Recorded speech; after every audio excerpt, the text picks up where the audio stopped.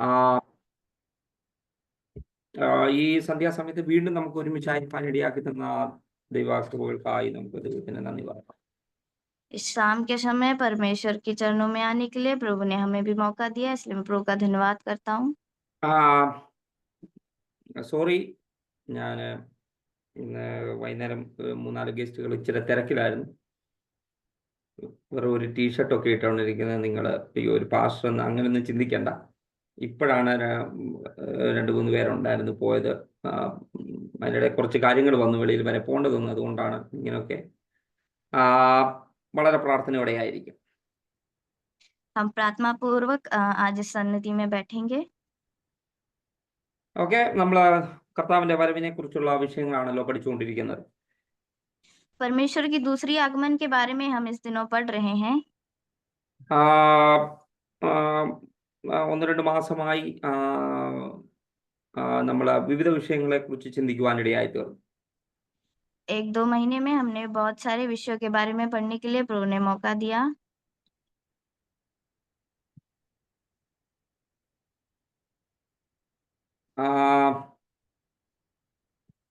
ഏതോ ഒരു മെസ്സേജ് വന്ന് ഞാൻ ശ്രദ്ധിച്ചില്ല. എന്തെങ്കിലും പ്രശ്നമുണ്ടോ?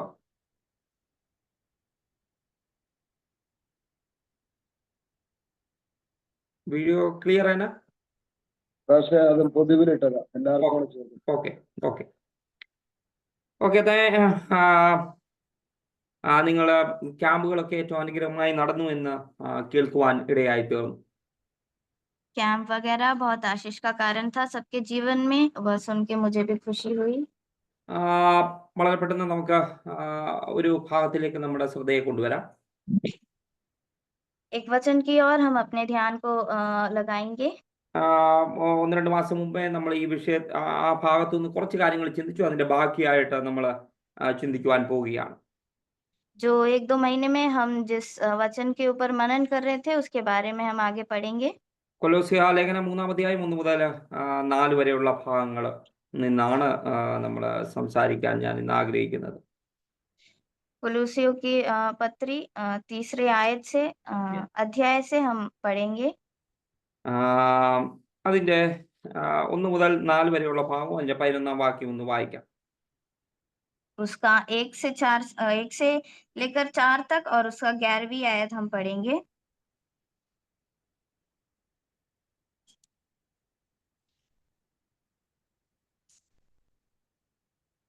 ഓക്കെ, 4 പ്രധാനപ്പെട്ട കാര്യങ്ങൾ അതിൻ്റെ അകത്ത് പറയുന്നുണ്ട്. 4 मुख्य बातों को यहाँ बताया गया है। ആദ്യത്തെ 4 വാക്യങ്ങളിനകത്ത് പറയുകയാണ്, നിങ്ങൾ ഉയരത്തിലുള്ള കാര്യങ്ങൾ അന്വേഷിക്കണം. पहले 4 वाक्यों में ऐसा लिखा है, तुम पगलायत में Colossians chapter 3 verse 1, 2, 3, 4. അത് വായിക്കണോ പാസ്റ്ററേ? വായിക്കണ്ട. ഒന്നാമത്തെ കാര്യം ഉയരത്തിലുള്ള, ഒന്നാമത്തെ വാക്യത്തിന്റെ ലാസ്റ്റ് ഭാഗം, ഉയരത്തിലുള്ള കാര്യങ്ങൾ അന്വേഷിക്കണം.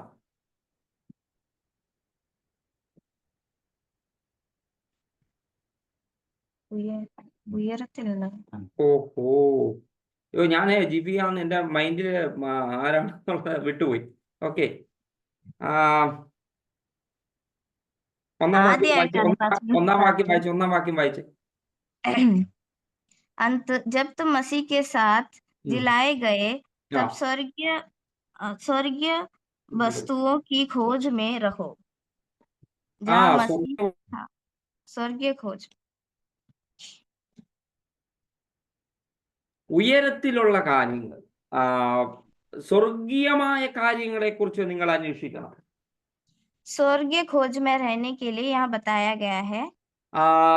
രണ്ടാമത്തെ കാര്യം, രണ്ടാമത്തെ വാക്യത്തിൽ നിങ്ങളുടെ മനസ്സ് ഉറപ്പിച്ചു വെക്കണം. और दूसरे वाक्य में ऐसा लिखा है कि अपने मन को ध्यान में लगाए। മൂന്നാമതായ കാര്യം, മൂന്നാമത്തെ വാക്യം പറഞ്ഞു, നിങ്ങളുടെ ജീവൻ ക്രിസ്തുവിനോട് കൂടെ മറഞ്ഞിരിക്കുന്നു. और तीसरे आयत में ऐसा लिखा है कि अपना जीवन मसीह के साथ छिपाए रखो। നാലാമത്തെ കാര്യം, നമ്മുടെ ജീവനായ ക്രിസ്തു വെളിപ്പെടുമ്പോൾ നിങ്ങളും അവനോട് കൂടെ തേജസ്സിൽ വെളിപ്പെടും. और चौथे में लिखा है, जब मसीह जो हमारा जीवन है प्रकट होगा, तब तुम भी उसके साथ मसीह के साथ प्रकट होंगे। ഓക്കെ, അതിന്റെ 11-ാമത്തെ വാക്യം കൂടെ ഒന്ന് വായിക്കാം. उसकी 11वीं आयत भी हम एक बार पढ़ेंगे. അതിന്റെ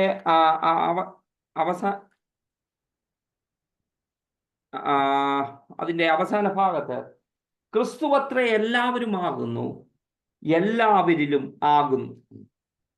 और उसकी आखिरी पद में ऐसा लिखा है, केवल 11वें के आखिरी पद में ऐसा लिखा है, केवल मसीह सब कुछ और सब में है. केवल मसीह सब कुछ और सब में है. ഓക്കെ, ഇതിൻ്റെ അകത്തുനിന്ന് ഞാൻ ഇതിന്റെ കുറച്ച് ഭാഗങ്ങൾ ഒരു ദിവസം നമ്മൾ ഒന്നിച്ച് ചിന്തിച്ചാണ്. അതിന്റെ ബാക്കി കുറച്ച് കാര്യങ്ങളുടെ പറയേണ്ടതായിട്ടുണ്ട്. അത് നമ്മൾ ഒന്നിച്ച് ചിന്തിക്കും. വളരെ പെട്ടെന്ന്, വളരെ പ്രാർത്ഥനയോടെ ആയിരിക്കും. इसके बारे में हम पहले भी पढ़ चुके हैं, मनन कर चुके हैं, और इसके बाकी जो भाग है वो भी मैं आज आपको बताऊंगा. നമ്മളെ കർത്താവിന്റെ വരവിനെ കുറിച്ചാണ്. കർത്താവിന്റെ വരവിൽ എന്താണ് സംഭവിക്കുന്നത്, വരവിൽ എങ്ങനെ എടുക്കപ്പെടാൻ കഴിയും, ആരാണ് എടുക്കപ്പെടുക, ഇങ്ങനെയുള്ള പല കാര്യങ്ങളും നമ്മൾ ചിന്തിക്കുന്നതിന്റെ കൂട്ടത്തില് ചിന്തിച്ചു വരികയാണ്. അതിൻ്റെ അകത്ത് ഏറ്റവും പ്രസക്തമായ ചില ഭാഗങ്ങളാണ് പൗലോസ് അപ്പോസ്തലൻ ഇതിൻ്റെ അകത്ത് എഴുതിയിരിക്കുന്നത്. हम परमेश्वर की दूसरी आगमन के बारे में पढ़ रहे हैं. कौन उठा लिया जाएगा जब प्रभु यीशु मसीह प्रकट होंगे, और कैसे उठा लिया जाएगा, उन सब के बारे में हम लोग इस दिनों पढ़ते आ रहे थे. उसी के बारे में यहाँ लिखा गया है, ക്രിസ്തു വെളിപ്പെടുമ്പോൾ നിങ്ങളും അവനോട് കൂടെ തേജസ്സിൽ വെളിപ്പെടും. जब यीशु मसीह प्रकट होंगे, हम भी उसके साथ प्रकट होंगे. ആ നിങ്ങളും എന്നുള്ള പദം പ്രസക്തമാണ്. जो तुम यहाँ लिखा गया है वो बहुत ही महत्वपूर्ण है. ആര്? നിങ്ങളും എന്ന് പറയുമ്പോൾ ആരാണെന്നുള്ളത് അന്വേഷിക്കുക എന്നുള്ളത് പ്രധാനപ്പെട്ട കാര്യമാണ്. जहाँ यहाँ जब तुम लिखा हुआ है, तब हमें परखना है कि तुम का मतलब यहाँ है क्या, बताया क्या जाता है. പക്ഷെ 4-ാം വാക്യത്തിൽ വേറൊരു പദത്തിലേക്ക് ഞാൻ നിങ്ങളുടെ ശ്രദ്ധ കൊണ്ടുവരാം. നിങ്ങളുടെ ജീവനായ ക്രിസ്തു വെളിപ്പെടുമ്പോൾ. लेकिन इसमें ऐसा भी लिखा है कि तुम्हारा जीवित परमेश्वर. जब मसीह हो हमारा जीवन है, ആ പദം എന്റെ ജീവനായ, നമ്മുടെ ജീവനായ ക്രിസ്തു. जब मसीह जो हमारा जीवन है, എന്താണ് ഇതിന്റെ അകത്തുനിന്ന് നമുക്ക് മനസ്സിലാക്കാൻ കഴിയുന്നത്? इसके अंदर से हमें क्या समझ आ रहा है? പൗലോസ് അപ്പോസ്തലന്റെ നമ്മൾ വേറെ വലിയ വ്യാഖ്യാനങ്ങളിലേക്ക് പോകാതെ ആ വാക്യത്തിൽ ശ്രദ്ധിക്കുമ്പോൾ നമ്മുടെ ഒരു ഗ്രൂപ്പിന് അല്ലെങ്കിൽ ഒരു കൂട്ടം ആൾക്കാരെ ഊന്നൽ കൊടുത്തുകൊണ്ടാണ് നമ്മുടെ, അല്ലെങ്കിൽ കൊലോസിയ സഭയെക്കുറിച്ച് പൗലോസ് ഉൾപ്പെടുന്ന ഒരു വലിയ കൂട്ടത്തെ ഉൾപ്പെടെ നമ്മുടെ ജീവനായ ക്രിസ്തു. या हम ऐसा एक पद यूज किया गया है, हमारे मसीह, ऐसा बोला गया है. ഓക്കെ, നമ്മുടെ ജീവനായ ക്രിസ്തു. ഇച്ചൂടെ ഇറങ്ങി പറഞ്ഞ എന്റെ ജീവനായ ക്രിസ്തു. मसीह जो हमारा जीवन है, और हम थोड़ी और गहराई में जाए तो मसीह जो मेरा जीवन है. എന്റെ ജീവനായ ക്രിസ്തു, परमेश्वर यीशु मसीह जो मेरा जीवन है. എന്റെ ജീവൻ അല്ലെ കുഞ്ഞുങ്ങളെ, നമ്മുടെ അല്ലെങ്കിൽ നിങ്ങളുടെ ഓരോരുത്തരുടെയും ജീവനായ ക്രിസ്തു. हमारा जीवन है. हाँ, और गहराई में हम देखें तो प्रभु यीशु मसीह जो हमारा जीवन है. അപ്പൊ നിങ്ങളുടെ ജീവൻ എവിടാ? ചോദ്യം. तो हमारा जीवन है कहाँ? എല്ലാരും ഇവിടെ ഉണ്ടോ? मैं आशा करता हूँ कि सब यही ध्यान दे रहे हैं. നിങ്ങളുടെ ജീവൻ, അതായത് നമ്മുടെ ജീവനായ ക്രിസ്തു. എന്റെ ജീവൻ എന്ന് പറയുന്നത് ക്രിസ്തുവാണ്. मसीह जो मेरा जीवन है.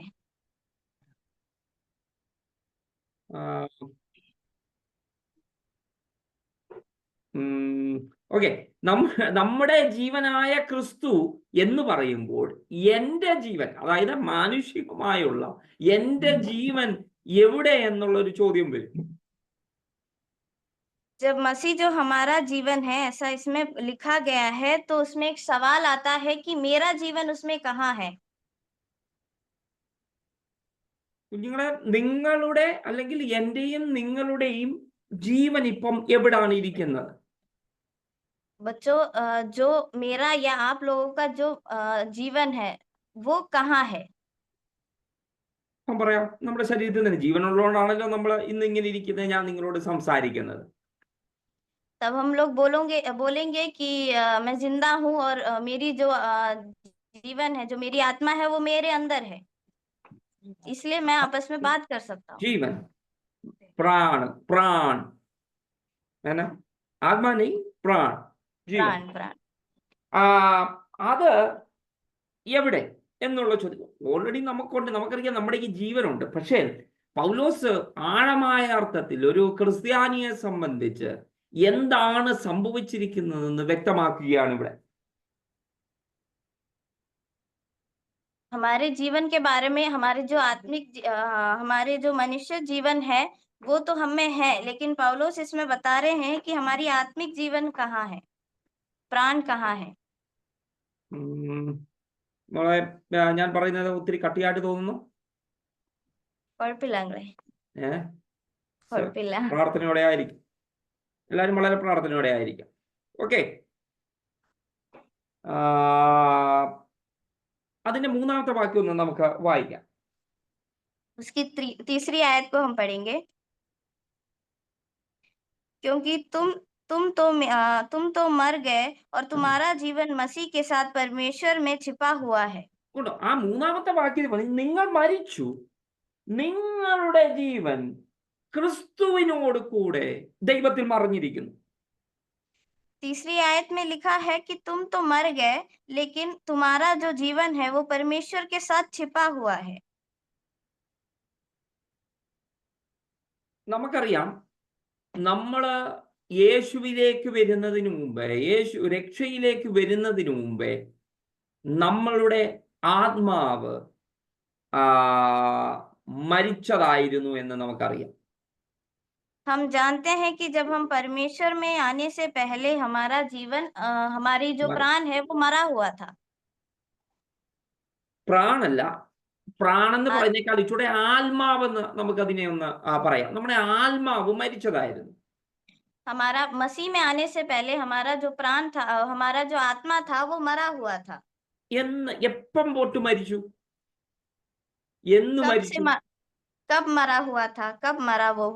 ഏദൻ തോട്ടത്തിൽ വെച്ച് ആദാം പാപം ചെയ്തപ്പോൾ അവന് ദൈവവുമായി ബന്ധപ്പെടുന്ന ആ ഒരു കഴിവ് നഷ്ടപ്പെടുകയായിരുന്നു ഉണ്ടായത്. एदन वाटिका में जब आदम ने पाप किया तो परमेश्वर के साथ जो संपत्ति थी वो टूट गई। रिश्ता टूट गया, रिश्ता क्या हो गया? അതിന് ഇടയ്ക്ക് ഒരു വിടവ് ഉണ്ടായി. जो परमेश्वर के साथ जो रिश्ता था उसमें दरार आ गया।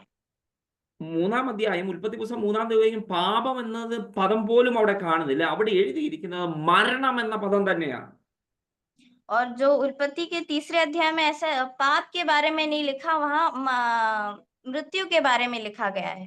അതായത് ഏദൻ തോട്ടത്തിൽ എന്നും യേശു സന്ധ്യയാകുമ്പോൾ അല്ലെങ്കിൽ വെയിലാറുമ്പോൾ ആദാമിന്റെയും ഹവ്വായുടെയും കൂടെ ഒന്നിച്ച് നടക്കുമായിരുന്നു. एदन वाटिका में शाम के समय परमेश्वर यीशु मसीह आकर आदम और हव्वा के साथ वक्त बिताते थे। എന്നും വെയിലാറുമ്പോൾ, അവിടെ എഴുതിയിരിക്കുന്ന വെയിലാറുമ്പോൾ ദൈവം വരുന്നു, ഇവരുടെ കൂടെ സമയം ചെലവഴിക്കുമായിരുന്നു. इसमें लिखा है जैसे शाम होती थी परमेश्वर आते थे और इनके साथ वक्त बिताते थे। കുഞ്ഞുങ്ങളെ, ദൈവം നമ്മളെ കുറിച്ച് ആഗ്രഹിക്കുന്നു ഇത് തന്നെയാണ്. എന്തുവാ? നമ്മുടെ കൂട്ടത്തിൽ നടക്കുവാൻ ആഗ്രഹിക്കുന്നവനാ നമ്മുടെ യേശു അല്ലെങ്കിൽ നമ്മുടെ ദൈവം. और परमेश्वर भी हमारे साथ यही चाहते हैं कि वो हमारे साथ वक्त बिताए। നിങ്ങൾ പറയും, ചൂടെ ഇറങ്ങിയപ്പോഴും ആത്മീയോട് ആരാധിക്കുന്നതിന് വേണ്ടിയല്ലേ നമ്മൾ വന്നിരിക്കുന്നതെന്നൊക്കെ നമ്മൾക്ക് പറയാം. और कभी कभार हम सोचते हैं कि हम परमेश्वर की स्तुति करने के लिए आते हैं, ആരാധന करने के लिए, സ്തുതി करने के लिए, महिमा करने के लिए. പക്ഷേ ആത്യന്തികമായി ദൈവം നമ്മളെ കുറിച്ച് ആഗ്രഹിക്കുന്നത് എന്താണെന്നറിയാവോ? എൻ്റെ മകളുടെ കൂടെ എൻ്റെ മകന്റെ കൂടെ ഒന്നിച്ചൊന്ന് നടക്കണം, ഒന്നിച്ച് സംസാരിക്കണം. परंतु परमेश्वर हमसे ये चाहते हैं कि मैं अपने अपने बच्चों के साथ, अपने बेटा बेटी के साथ वक्त बिताऊं। നിങ്ങൾക്ക് അതിന് കഴിയുന്നുണ്ടോ കുഞ്ഞുങ്ങളെ? क्या आप लोगों से वो हो रहा है? നിങ്ങൾ നിങ്ങളുടെ യേശുവുമായി നിങ്ങൾ സംസാരിക്കുന്നുണ്ടോ? क्या अपने परमेश्वर पिता से आप बात कर रहे हैं, उनके साथ वक्त बिता रहे हैं? ഇന്ന് ഈ സന്ധ്യാസമയത്തും യേശു ആഗ്രഹിക്കുന്നത് എന്നോട് സംസാരിക്കാൻ വേണ്ടി ആരെങ്കിലും ഇരിപ്പുണ്ടോ, കാത്തിരിക്കുന്നുണ്ടോ എന്ന്. और इस शाम के समय भी प्रभु यही सोचता है कि क्या कोई मेरे साथ वक्त बिताने के लिए तैयार है? നമുക്ക് സമയമുണ്ടോ അവന്റെ കൂടെ ഇരിക്കാൻ? क्या हमारे पास वक्त है प्रभु से बातें करने के लिए, उसके साथ वक्त बिताने के लिए? എന്റെ മനസ്സിലേക്ക് പെട്ടെന്ന് വന്ന ഒരു ഭാഗത്തിലേക്ക് ഞാൻ നിങ്ങളെ കൊണ്ടുപോകാം. ഗിദെയോൻ എന്ന് നിങ്ങൾ കേട്ടിട്ടുണ്ടോ? ഗിദെയോൻ क्या गिदियोन के बारे में आप लोगों ने सुना है? ന്യായാധിപന്മാരുടെ പുസ്തകത്തിന്റെ 6-ാം അധ്യായം, അവിടെ നമുക്ക് ഗിദെയോനെ കാണുവാൻ കഴിയും. न्यायों की पुस्तक 6वें अध्याय में हम गिदियोन के बारे में देखते हैं। നിങ്ങൾ എടുക്കണ്ട, അവന് ഇങ്ങനെ ആ ദേശത്ത് അന്ന് ഇസ്രായേലിന്റെ മുകളിൽ മിദ്യാൻ എന്ന് പറയുന്ന ഒരു ദേശം വന്ന് എപ്പോഴും അവരെ ആക്രമിച്ചു കൊണ്ടിരുന്നു, അവരുടെ വിളകളെല്ലാം നശിപ്പിച്ചുകൊണ്ടിരിക്കുന്ന സമയമാണ്. मिद्यान नामक एक देश जब इन पे इनके फसल को जब नष्ट करते थे, അവര് വന്ന് ആ ദേശം ആക്രമിച്ച് ഇസ്രായേല് വിതയ്ക്കുമ്പോൾ, കൃഷി ഇറക്കുമ്പോഴത്തേക്ക് ഇവർ വന്ന് ഇതിനെല്ലാം നശിപ്പിച്ച് എന്നും പ്രശ്നമാണ്. जब इसराइल में खेती बाड़ी का समय होता था, तब ये लोग आकर खेती बाड़ी को खराब करते थे, नष्ट करते थे। എല്ലാ സാധന വിളവുകളും നശിപ്പിക്കും, ഒന്നുമില്ല, അവർ പട്ടിണിയിലാണ് ഇപ്പൊ. हर एक चीजों को वो लोग नष्ट करते थे और वो अभी भूख में है, अकाल चल रहा है वहां पे। 6 മുതലുള്ള കാര്യങ്ങൾ, 6, 7, 8 അധ്യായങ്ങൾ നിങ്ങൾ വായിച്ചാൽ മനസ്സിലാകും. അവർക്ക് ഭക്ഷണ പദാർത്ഥങ്ങളില്ല, കന്നുകാലികളില്ല, ഒന്നുമില്ലാതെ 7 വർഷം അവര് വളരെയധികം പരിതാപകരമായ നിലയിലായിരുന്നു. और 7 साल तक बहुत ही कष्ट में इस्राएल जन जी रहे थे। खाना नहीं है, पानी नहीं है, उनके पास पशु पक्षी नहीं है, भेड़ बकरियां नहीं है। 6:3 പറയുന്നുണ്ട് അവർ എപ്പോൾ വിളവെടുത്തു, जब इस्राएली बीज बोते तब मिद्यानी और अमलेकी और पूर्वी लोग उनके विरुद्ध चढ़ाई करके അവർക്ക് എതിരായിട്ട് വന്നിട്ട് ഇവരുടെ എല്ലാം നശിപ്പിക്കുമായിരുന്നു. इनके विरुद्ध आकर इनका सब नष्ट करते थे। അങ്ങനെ എല്ലാം, കന്നുകാലികളാകട്ടെ വിളവുകളാകട്ടെ എല്ലാ കൃഷി സ്ഥലങ്ങളെ എല്ലാം നശിപ്പിക്കുക. ഒറ്റ വാക്കിൽ പറഞ്ഞാൽ അവര് പട്ടിണിയിലായിരുന്നു. और एक शब्द में हम बोले तो वो एकदम अकाल पड़ गया था इस्राएल देश। അങ്ങനെ ഇരിക്കുമ്പോൾ അവിടെ ഗിദിയോൻ എന്ന് പറയുന്ന ഒരു വ്യക്തിയുണ്ട്. और उसी जगह गिदियोन नामक एक व्यक्ति था। അവൻ എങ്ങനെ ഈ ശത്രു ആയ മിദ്യാൻ വന്ന് എല്ലാം നശിപ്പിക്കുമ്പോൾ ഇതിന് എതിരെ എന്താണ് ചെയ്യേണ്ടതെന്ന് വിചാരിച്ചിരിക്കുന്ന ഒരു ഗിദെയോനെയാണ് നമുക്ക് അവിടെ കാണാൻ കഴിയുന്നത്. और जब ये लोग आकर हमला करते थे, तब इनके विरुद्ध कैसे काम करना है, ऐसे सोच के गिदियोन बैठता था। ഈ ഭാഗം വരുമ്പോൾ, അതായത് ഉൽപ്പത്തി പുസ്തകം ന്യായാധിപന്മാരുടെ പുസ്തകം 6-ാം അധ്യായത്തിൽ വരുമ്പോൾ ഗിദെയോനെ കുറിച്ച് അവിടെ പറയുന്നത് അവൻ മുന്തിരിച്ചക്കിനരികെ ഈ ഗോതമ്പ് മെതിക്കുകയായിരുന്നു. और न्यायों 6 में ऐसे बताते हैं कि गिदियोन उस समय अंगूर की वाटिका में गेहूं पीसते थे।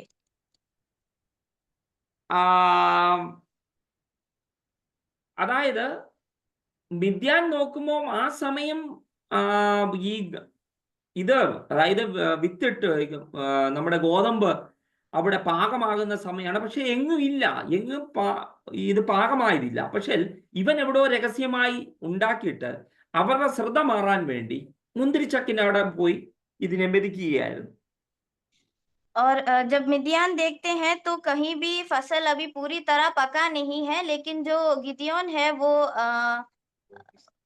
वो गेहूँ पीस रहे थे, वो कहीं और जाकर फसल उगाकर गेहूँ जो अंगूर की ജാണ്ടിരക वाटिका है वहाँ पीसते थे। പീസ്തേ എന്നാണോ പറയുന്നത് അതിനെ? कुटाई എനിക്ക് कुटाई തോന്നുന്നത് कुटाई ഇതിനെ മെതിക്കുകയായിരുന്നു. ഫസലിന്റെ സമയത്ത് എന്തുവാ ചെയ്യുന്നത്? ജാണ്ടിരക. ഓക്കെ.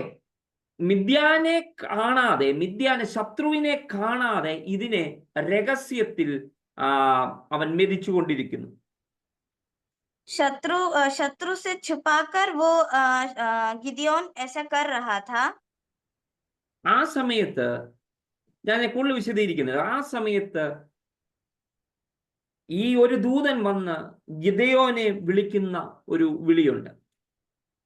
और उस समय जो परमेश्वर का दूत है वो आके गिदियोन को बुलाता है। അല്ലയോ പരാക്രമശാലിയെ, in Bangla ശൂർവീർ സുറുമ ബാര ഷേഖെ ബാര. ओके। और वहां आके परमेश्वर का दूत जो है वो गिदियोन को बुलाता है, हे शूरवीर सुरमा।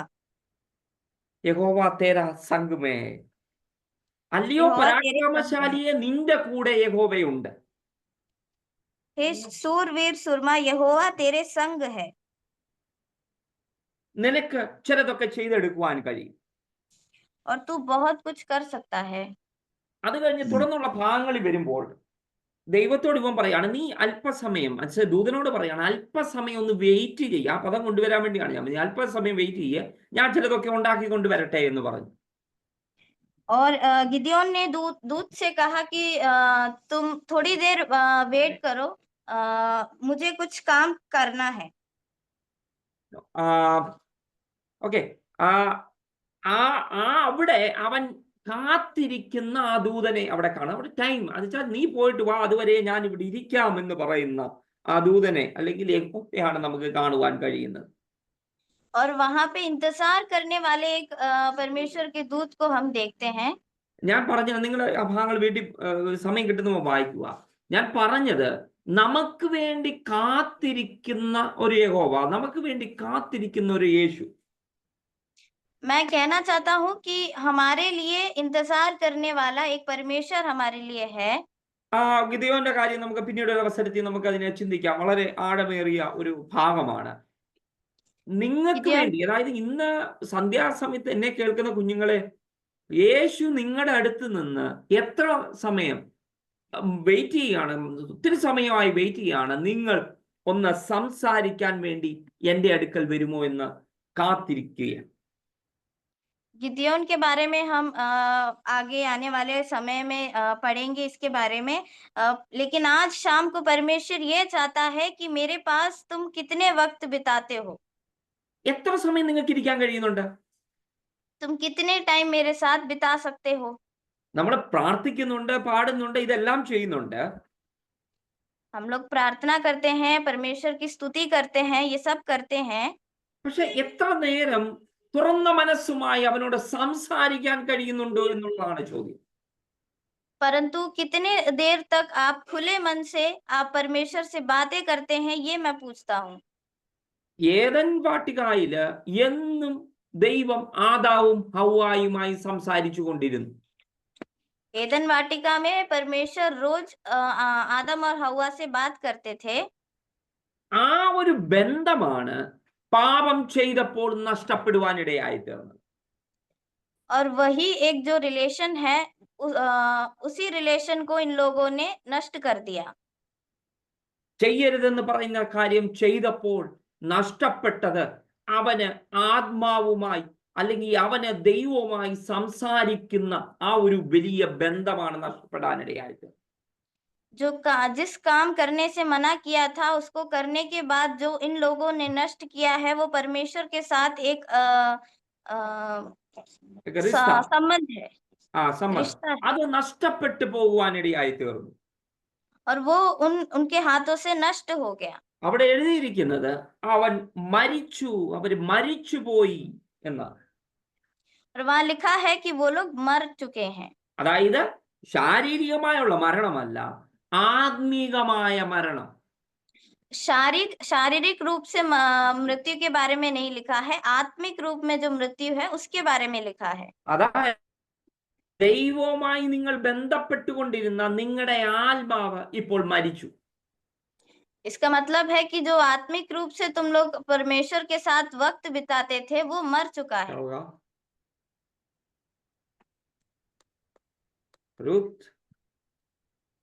Okay, hello. ദൈവവുമായി നിങ്ങൾക്ക് ബന്ധപ്പെടാൻ കഴിയുന്ന, അല്ലെങ്കിൽ ആ ആത്മാവുമായാണ് ദൈവവുമായി ബന്ധപ്പെട്ടുകൊണ്ടിരുന്നത്, അത് മരിക്കുവാനിടയായി തീർന്നു. जो परमेश्वर के साथ जो आत्मा हमें मिलाती थी वो हमसे नष्ट हो गई है। ആ ആത്മാവ് അന്ന് മരിച്ചു. അത് കഴിഞ്ഞു വന്ന പീഡികൾ, തലമുറകൾ, അതായത് ഇന്ന് പോലും ജനിക്കുന്നവരുടെ എല്ലാം ആ ആത്മാവ് ദൈവവുമായി ബന്ധപ്പെടാൻ കഴിയാതെ മരിച്ച അവസ്ഥയിലാണ്. और जो उस टाइम पे जो आदम और हवा ने पाप किया उसके उस कारण जो बाकी जो जनरेशन आई, बाकी जो पीढ़ी आई, उन सब का जो परमेश्वर के साथ का रिश्ता था वो मर चुका है। ആ മരിച്ച ആത്മാവിനെ ജീവിപ്പിക്കുന്നതിന് വേണ്ടിയാണ് യേശു ക്രിസ്തു ഈ ഭൂമിയിൽ വരുന്നത്. और उस मरे हुए आत्मा को वापस लाने के लिए परमेश्वर यीशु मसीह इस दुनिया में आया। ആ ആത്മാവിന് ജീവൻ കൊടുക്കുന്നതിന് വേണ്ടി, ഉയർപ്പിക്കുന്നതിന് വേണ്ടിയാണ് യേശു ക്രിസ്തു ഈ ഭൂമിയിൽ വരുന്നത്. और उस आत्मा को वापस जीवन देने के लिए परमेश्वर यीशु मसीह इस दुनिया में आए। ഇച്ചൂടെ ഇറങ്ങി പറഞ്ഞാൽ, യേശുവിൽ കൂടിയുള്ള രക്ഷ എന്ന് പറയുമ്പോൾ എനിക്ക് ദൈവവുമായി ഒരു ബന്ധത്തിലേക്ക് വരാൻ, അതായത് ആത്മാവ് ടു ആത്മാവ്, ആ ഒരു ബന്ധത്തിലേക്ക് വരുവാൻ ദൈവവും ഞാനും തമ്മിൽ ഇടയ്ക്ക് ആ ഒരു കണക്ഷനിലേക്ക് കൊണ്ടുവരാൻ വേണ്ടിയാണ് യേശു ക്രിസ്തു ക്രൂശിൽ യാഗമായി തീർന്നത്. थोड़ी और गहराई में बोला जाए तो परमेश्वर के साथ जो गहरा रिश्ता है उसको बनाए रखने के लिए, जो आत्मा और आत्मा एक दूसरे से बात करते हैं, उसको बनाए रखने के लिए प्रभु यीशु मसीह इस दुनिया में आए। ഇവിടെ പറയാണ്, നിങ്ങൾ മരിച്ചു, നിങ്ങളുടെ ജീവൻ ക്രിസ്തുവിനോട് കൂടെ ദൈവത്തിൽ മറഞ്ഞിരിക്കുന്നു. और यहाँ लिखा है तुम भी मर गए और तुम्हारा जीवन परमेश्वर के साथ छिप गया। ആ വാക്യത്തിൽ നിങ്ങളുടെ ആത്മാവ് കഴിഞ്ഞിട്ട്, ആത്മാവിനെ മാറ്റിത്തോ, നിങ്ങളുടെ സോൾ, നിങ്ങളുടെ ദേഹിയെ കുറിച്ചുള്ള കാര്യമാണ് ഊന്നൽ കൊടുത്ത് ഇവിടെ പറയുന്നത്. और इसमें आत्मा के बारे में बताया गया है, तुम्हारे आत्मा के बारे में അല്ല, നിങ്ങളുടെ സോള്, നിങ്ങളുടെ പ്രാണനെ കുറിച്ചാണ് ഇവിടെ പറയുന്നത്. इसमें तुम्हारे प्राण के बारे में बताया गया है। നിങ്ങൾ മരിച്ചു, മൂന്നാം വാക്യം, നിങ്ങൾ മരിച്ചു, നിങ്ങളുടെ ജീവൻ, ഈ ജീവൻ ഇരിക്കുന്നത് എവിടാ? तीसरी आयत में लिखा है कि तुम लोग तो मर गए लेकिन तुम्हारा जीवन, ये जो जीवन है ये कहाँ पर है? ജീവൻ എന്ന് പറയുന്നത് ആത്മാവല്ല, അത് ജീവൻ എന്ന് പറയുന്നത് ഇരിക്കുന്നത് നമ്മുടെ ദേഹിയെ കുറിച്ച്, ദേഹിയിൽ ആണ് ജീവൻ ഇരിക്കുന്നത്. इसमें जो जीवन बताया गया है वो अपने शरीर में वास करता है। ശരീരല്ല മോളെ, ശരീരം എന്ന് പറയുന്നത് ബോഡി. നമ്മുടെ മനുഷ്യന് 3 ഭാഗങ്ങളുണ്ട്. हमारे जो मनुष्य है उसके 3 भाग हैं। ഒന്ന് നമ്മൾ ഈ കാണുന്ന ബോഡി, ശരീരം. एक जो हम अपने आंखों से देख सकते हैं, ये शरीर। അതിൻ്റെ അകത്ത് ദേഹി എന്നുള്ളൊരു പദമുണ്ട്, ദേഹി എന്നുള്ള ഒരു ഭാഗമുണ്ട്. ദേഹിക്ക് എനിക്ക് തോന്നുന്ന ഇന്ത്യയിലും പ്രാണെന്നുള്ള ഭാഗമായിരിക്കാം, പ്രാണെന്നുള്ള ആ ഒരു പദം അതിനെ വിശേഷിപ്പിക്കാം നമ്മൾ.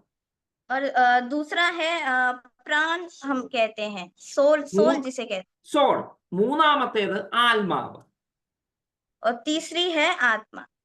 ഞാൻ പറഞ്ഞു, ആത്മാവിനെ ഇപ്പൊ നമുക്കൊന്ന് മാറ്റി നിർത്തി നമ്മൾ ദേഹിയിലേക്ക്, ആ പ്രാണിലേക്ക് നമുക്കൊന്ന് വരാം. आत्मा को अभी हम बाद में पढ़ेंगे, अभी हम प्राण के बारे में पढ़ेंगे। ഈ ആത്മാവും പ്രാണും ദേഹിയും തമ്മിലും അഭേദ്യമായ ബന്ധമുണ്ട്. ये आत्मा और जो प्राण है इनमें बहुत गहरा रिश्ता है। ഇവിടുത്തെ ഇവിടുത്തെ സയൻസ് ഒരിക്കലും ആത്മാവിനെ കുറിച്ച് പറയുന്നില്ല. രണ്ട് കാര്യം, സോളും ബോഡിയും കുറിച്ച് മാത്രമേ അവർക്ക് പറയാൻ കഴിയത്തുള്ളൂ. और जो विज्ञान है वो सिर्फ प्राण और शरीर के बारे में बताते हैं। ഓക്കെ കുഞ്ഞുങ്ങളെ, നിങ്ങളുടെ ജീവൻ എന്ന് പറയുന്നത് എവിടെ ആയിരിക്കുന്നത്? നിങ്ങളുടെ ജീവൻ, और जो बच्चों तुम्हारा जीवन है वो कहाँ वास करता है? നമുക്കെല്ലാം ജീവനുണ്ട്. അതുകൊണ്ടാണല്ലോ നിങ്ങളെല്ലാം ഇങ്ങനെ കണ്ണ് തുറന്ന് ഇരിക്കുന്നത്. നിങ്ങൾ ആരും മരിച്ചോ ശാരീരികമായി? നിങ്ങളുടെ ജീവൻ എന്ന് പറയുന്നത് എവിടെ ആയിരിക്കുന്നത്? और हमारा जो जीवन है वो कहाँ बैठा है? अभी हम बात कर सकते हैं, देख सकते हैं, लेकिन हमारा जो जीवन है वो कहाँ वास करता है? എവിടെ ആയിരിക്കുന്നത്? ആർക്ക് പറയാം? कोई जवाब दे सकता है? ब्लड, लहू में। Yes, blood. പ്രഭുമേ ടീക്ക്, അതവിടെ നിൽക്കട്ടെ. പ്രഭുവിലാണ് ജീവൻ ഇരിക്കുന്നത്, അതിലേക്ക് നമുക്ക് വരാം. ബട്ട് നമ്മുടെ ശാരീരികമായി, നമ്മുടെ നോർമലി ഒരു മനുഷ്യനെ നോക്കുമ്പോൾ ഇവരുടെ ജീവൻ എന്ന് പറയുന്നത് ബ്ലഡിലാണ് ഇരിക്കുന്നത്. और जो हमारा जीवन है वो लहू में वास करता है। അല്ലേ? നിങ്ങളുടെ ബ്ലഡ് നഷ്ടപ്പെട്ടാൽ എന്ത് സംഭവിക്കും? और जब हमारा लहू नष्ट हो जाता है तब क्या होता है? എന്ത് സംഭവിക്കും? क्या क्या होता है? മരിച്ചു പോവും. हम लोग मर जाएंगे। അല്ലേ? എവിടെയെങ്കിലും വണ്ടി ആക്സിഡന്റ് ആയി, അല്ലെങ്കിൽ എവിടെയെങ്കിലും എന്തെങ്കിലും പറ്റി, വെയിൻ കട്ടായി, ബ്ലഡ് പോയി കഴിഞ്ഞാൽ എന്ത് സംഭവിക്കും? ആള് മരിച്ചു പോവും. और कभी हमारा एक्सीडेंट हो या कभी कुछ हो, अगर हमारा लहू अपने शरीर से बह गया तो हम मर जाएंगे। ബ്ലഡ് പോകാതെ മരിച്ചു പോവും, അത് വേറെ വശം. പക്ഷെ ബ്ലഡിലാണ് ജീവൻ അടങ്ങിയിരിക്കുന്നത്, ജീവൻ ഇരിക്കുന്നത്.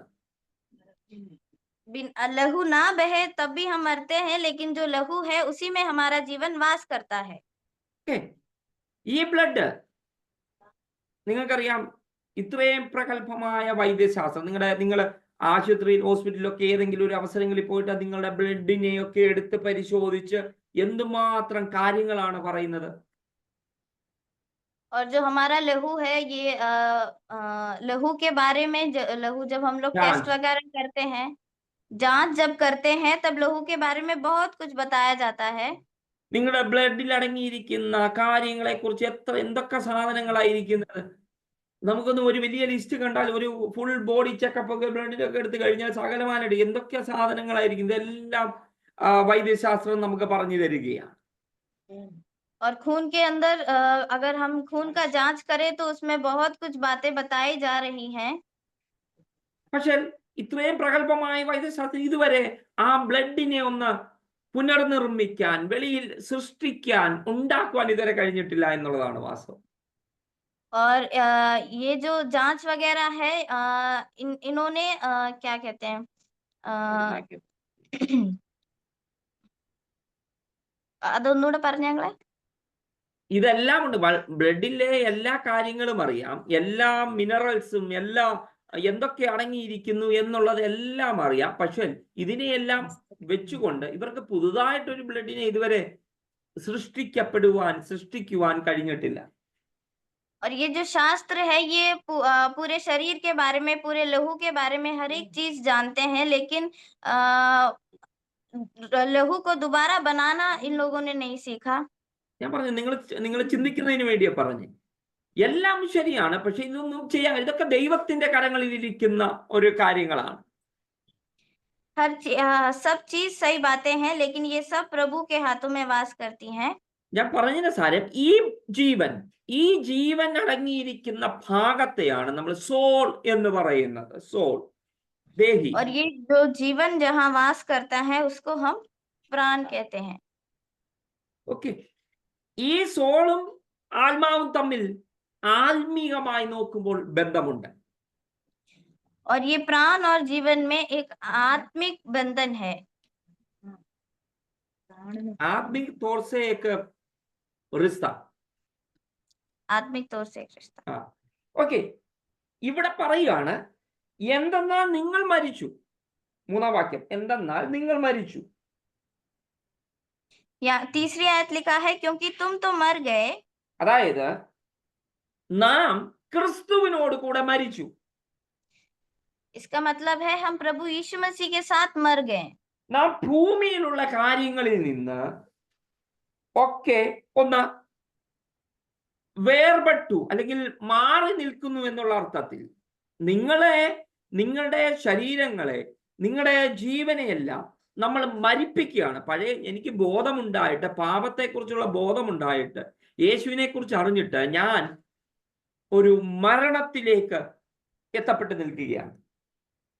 जब हम उद्धार पाते हैं तो हमारा जो पुराना जीवन है वो प्रभु में मर चुका है और हम इस दुनिया में नए जीवन के साथ जीते हैं। അതായത് നമ്മുടെ ആത്മീകമായ ജീവൻ, ഞാൻ ഇത് പറയുമ്പോൾ ഓർക്കണം, നിങ്ങളുടെ ശരീരത്തിന്റെ ജീവനും ആത്മീകമായ ജീവനുമുണ്ട്. ഈ ജീവൻ, മരിച്ചിരിക്കുന്ന ജീവൻ, നിങ്ങളുടെ ആത്മാവിനെ ഉയർപ്പിക്കാൻ തക്ക രീതിയിൽ മരിച്ചിരുന്ന ജീവനെ ഉയർപ്പിക്കുന്ന കാര്യമാണ് ഇവിടെ പറയുന്നത്. और जो हमारा मरा हुआ जीवन है उसको जिलाने के बारे में यहाँ लिखा है। അതായത് ആദമിൽ നിന്ന് ജനിച്ച മനുഷ്യരെല്ലാം ദൈവവുമായി ബന്ധപ്പെടാൻ കഴിയാത്ത രീതിയിൽ ആത്മീകമായി മരിച്ചിരിക്കുകയാണ്. आदम से जो उत्पन्न हुआ वो परमेश्वर के साथ एक आत्मिक जीवन में कनेक्ट नहीं कर पाते हैं। ആത്മീകമായി മരിച്ചിരിക്കുന്ന, അതായത് ദൈവവുമായി ബന്ധപ്പെടാൻ കഴിയാതിരിക്കുന്ന അതിനെ ജീവിപ്പിക്കുന്നതിന് വേണ്ടിയാണല്ലോ യേശു ക്രിസ്തു വന്നത്. ഞാൻ ആദ്യമേ പറഞ്ഞു, യേശു ഈ ഭൂമിയിൽ വന്നതിന്റെ ഉദ്ദേശം ഈ ജീവന് ജീവൻ കൊടുക്കാൻ വേണ്ടിയാണ്. മരിച്ചിരിക്കുന്ന അവസ്ഥയിൽ അതിന് ജീവൻ കൊടുക്കാൻ വേണ്ടിയാണ് യേശു കടന്നു വന്നത്. और मैंने पहले ही कहा कि परमेश्वर यीशु मसीह इस दुनिया में इसलिए आए कि जो हमारा आत्मिक रूप से मरा हुआ जो जीवन है उसको दोबारा उसको जीवित करने के लिए प्रभु यीशु मसीह इस दुनिया में आए हैं। കാരണം ഇതിന് ജീവൻ കൊടുത്തെങ്കിൽ മാത്രമേ എനിക്ക് ഈ ആത്മാവുമായി ദൈവവുമായി ബന്ധപ്പെടാൻ കഴിയത്തുള്ളൂ. क्योंकि अगर इसको ये जब दोबारा जन्म लेगा तभी मैं प्रभु के साथ बात कर सकता हूँ। ആ ഒരു ജനനം നടക്കുന്നില്ലെങ്കിൽ ഇപ്പോഴും മരിച്ചിരിക്കുകയാണ്. और अगर वो जन्म नहीं हुआ है तो हम अभी भी मरे हुए हैं। അതുകൊണ്ടാണ് നിക്കോദിമോസ് എന്ന് പറഞ്ഞ വ്യക്തി യേശുവിന്റെ അടുക്കൽ വരുമ്പോൾ യേശു പറഞ്ഞ, നീ വീണ്ടും ജനിച്ചില്ലെങ്കിൽ ദൈവരാജ്യത്തിൽ കയറുവാൻ കഴിയത്തില്ല എന്ന് പറയുന്നത്. പുതുതായി ജനിച്ചില്ലെങ്കിൽ. इसलिए प्रभु ने बोला, निकोदिमोस से बोला कि अगर तुम फिर से नए सिरे से जन्म नहीं लोगे तो परमेश्वर के राज्य में प्रवेश नहीं कर पाओगे. परमेश्वर का राज्य का वारिस അവന്റെ രാജ്യത്തിൽ കയറാൻ കഴിയത്തില്ല. മീൻസ് ദൈവവുമായി ബന്ധപ്പെടാൻ കഴിയത്തില്ല. उसके पूरा मतलब ये है कि हम परमेश्वर के साथ एक आत्मिक जीवन में नहीं जी सकते. എനിക്കും നിങ്ങൾക്കും, നമുക്ക് ഓരോരുത്തർക്കും ദൈവവുമായി ബന്ധപ്പെടണമെങ്കിൽ ഈ ആത്മാവിനെ ജീവിപ്പിക്കണം. ഈ ജീവൻ തരാൻ വേണ്ടിയാണ് യേശു ക്രിസ്തു ക്രൂശിൽ യാഗമായി തീർന്നത്. और आप और हमें परमेश्वर के साथ एक रिश्ता बनाने के लिए प्रभु यीशु मसीह इस दुनिया में आए हैं. ഈ ജീവനാണ് യേശു ക്രിസ്തു വാസ്തവത്തിൽ നൽകുന്നത്. और इसी जीवन को परमेश्वर हमें देता है. ഈ ജീവൻ ലഭിക്കുമ്പോഴാണ് നമ്മുടെ ആത്മാവിന് ജീവൻ ലഭിക്കുന്നത്. और जब ये जीवन हमारे अंदर आती है तभी हमारे आत्मिक जीवन में एक बदलाव आता है. ഓക്കെ, ഈ ജീവൻ ലഭിക്കുന്നതിന് വേണ്ടി, അല്ലെങ്കിൽ ഈ ജീവൻ, എന്നിട്ട് മൂന്നാം വാക്യത്തിൽ പറയാണ്, നിങ്ങൾ മരിച്ചു. ഓക്കെ, ഞാൻ സ്നാനപ്പെടുമ്പോൾ അല്ലെങ്കിൽ ഞാൻ വീണ്ടും ജനിക്കുമ്പോൾ, ഞാൻ മാനസാന്തരപ്പെട്ടിട്ട് വീണ്ടും ജനിച്ച് ആ രക്ഷ എന്ന് പറയുന്ന അനുഭൂതി വിടുമ്പോൾ, നമ്മളെ സ്നാനപ്പെടുമ്പോൾ എന്താ ചെയ്യുന്നത്? നമ്മൾ അടക്കപ്പെടുകയാണ്. ഈ സമയങ്ങൾ ഇതെല്ലാം കൂടെ ചേർന്ന് വരുന്ന ആ സമയത്ത് നമ്മുടെ ആത്മാവിന് യേശു ക്രിസ്തുവിന്റെ ജീവനിലൂടെ ജീവൻ ലഭിക്കുകയാണ്. इसमें लिखा है, क्योंकि तुम तो मर गए. जब हम बपतिस्मा लेते हैं तो जो हमारा पुराना जीवन है वो परमेश्वर के साथ मर जाता है, लेकिन जो हमारे बपतिस्मा के बाद जो हमारे नए जीवन हमारे में आता है, वो इसलिए आता है कि ताकि हम परमेश्वर के साथ बात कर सके।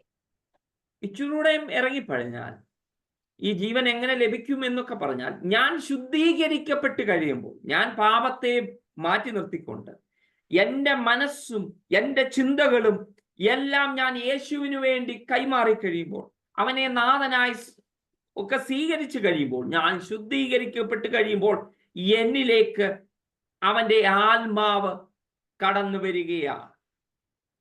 जब हम पूरी रीति से अंगीकार करते हैं कि हम पाप में जी रहे थे और हम परमेश्वर यीशु मसीह को अपने मसीह रूप से इंकार करते हैं, अंगीकार करते हैं, और जब हम पवित्र हो जाते हैं तब यीशु मसीह हमारे पास वास करता है। അതുകൊണ്ടാണ് പറഞ്ഞത്, നിങ്ങൾ സ്നാനപ്പെട്ട് കഴിയുമ്പോൾ പരിശുദ്ധാത്മാവിനെ കുറിച്ച് പരിശുദ്ധാത്മാവെന്ന ദാനത്തെ നിങ്ങൾ ലഭിക്കുമെന്ന് പറയുന്നത്. और उसी के बाद पवित्र आत्मा का जो वरदान है वो हमें मिलता है।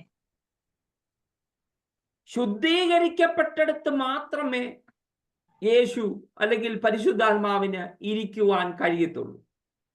और जो पूरी रीति से पवित्र होता है उसी में पवित्र आत्मा वास करता है। ഇതൊരു, അതാ ഞാൻ പറഞ്ഞത്, ജീവൻ ലഭിച്ചു കഴിയുമ്പോൾ, ഞാൻ ശുദ്ധീകരിക്കപ്പെട്ടു, ദൈവിക ജീവൻ എന്നിൽ വന്നു കഴിയുമ്പോഴേ ഇതിനൊക്കെ, അല്ലെങ്കിൽ ഈ പരിശുദ്ധാത്മാവിനും യേശുവിനുമൊക്കെ നമ്മളിൽ വാസം ചെയ്യുവാൻ കഴിയത്തുള്ളൂ. और जब पूरी रीति से पवित्र होते हैं तभी परमेश्वर हमारे अंदर या पवित्र आत्मा हमारे अंदर वास कर सकता है। ഇവിടെ 3-ാം വാക്യത്തിൽ പൗലോസ് പറയുകയാണ്, നിങ്ങൾ മരിച്ചു. ഓക്കെ, അത് നമുക്ക് മനസ്സിലായി. നിങ്ങളുടെ ജീവൻ ഇപ്പോൾ ക്രിസ്തുവിനോട് കൂടെ ദൈവത്തിൽ മറഞ്ഞിരിക്കുകയാണ്. और पौलुस यहाँ पर कहता है कि तुम तो मर गए और जो तुम्हारा जीवन है वो मसीह में छुपा हुआ है। ആ ജീവനായ ക്രിസ്തു, അതായത് എന്നെ ജീവിപ്പിച്ച ജീവനായ ക്രിസ്തുവിന്റെ ജീവൻ, ആ ജീവനായ ക്രിസ്തു വെളിപ്പെടുമ്പോൾ നമ്മളും അവനോട് കൂടെ തേജസ്സിൽ വെളിപ്പെടും. और जो जीवन मसीह में छिप गया है, जब मसीह में जो हमारा जीवन है प्रकट होगा, तब तुम भी उसके साथ मसीह के साथ प्रकट होंगे। ഓക്കെ, ഞാൻ ഇത് ഇനിയുള്ള അവസരങ്ങളിൽ നമുക്ക് കുറച്ചുകൂടെ അതിനെ ആഴത്തിൽ ചിന്തിക്കാം. ഞാൻ എൻ്റെ വാക്കുകളെ നിർത്തട്ടെ. നിങ്ങൾ ഈ ഭാഗം ഒന്നും കൂടെ ഇരുത്തി വായിക്കുക. ദൈവം പല കാര്യങ്ങൾ വെളിപ്പെടുത്തി. എനിക്കറിയാം 5-10 മിനിറ്റ് കൂടെ ഉണ്ട്, പക്ഷെ ഞാൻ അതിനെ നിർത്തുകയാണ്. കുറച്ചുകൂടെ ആഴമേറിയ ഭാഗമാണ്, അതിനെ പൂർത്തീകരിക്കാൻ പറ്റത്തില്ല. നമുക്ക് പിന്നീട് ഒരു അവസരത്തിൽ നമുക്ക് ചിന്തിക്കാം. ദൈവം സഹായിക്കുമാറാകട്ടെ. രൂത്ത്, ദൈവം ധാരാളമായിട്ട് അനുഗ്രഹിക്കട്ടെ.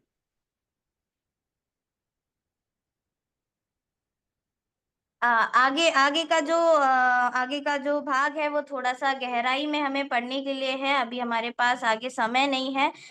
अगले आने वाले समय में इसके बारे में बताऊंगा। Thank you pastor. Okay, pastor uncle को थैंक यू बोलती हूँ आज के सेशन के लिए। जैसे उन्होंने कहा था, स्वर्गीय बातों की खोज में रहो। और आए हम इस सेशन को वाइंड अप करना चाह रहे। लास्ट कोई एक व्यक्ति प्रार्थना करे।